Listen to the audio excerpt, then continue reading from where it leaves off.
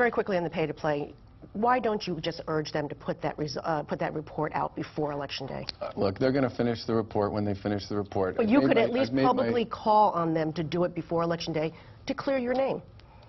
I put my tax returns out there.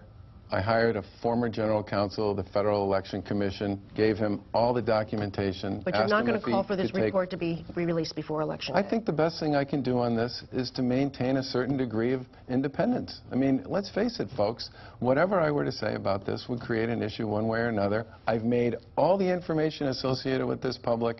I've given people an opportunity to review all of it, and people can draw their own conclusions from it.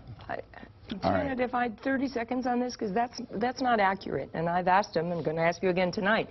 All he has to do is turn over his employment contract. If you were an employee, a partner, as you have in other forms indicated, of General Catalyst, he's in violation of the pay-to-play scheme in New Jersey. He gave a $10,000 contribution to the New Jersey Republican State Party.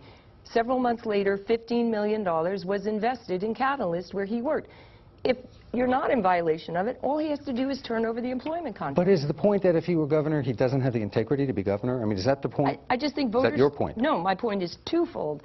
I think voters are entitled to know whether he's in violation or not, and right now there's an appearance of a violation that he could clear up, so I just don't understand why he wouldn't be transparent about it. Which I asked a very prominent attorney with a big track record in federal election law who you paid to come up, draw a conclusion in your favor, no doubt.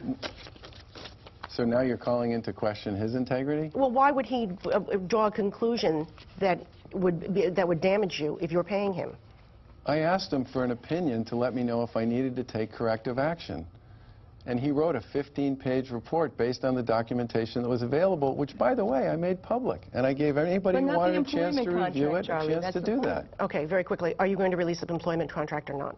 I think what I've already done with respect to the opinion that I've made public and the tax returns that I've made public makes pretty clear that I wasn't an employee of General Catalyst. Let's move on. All right.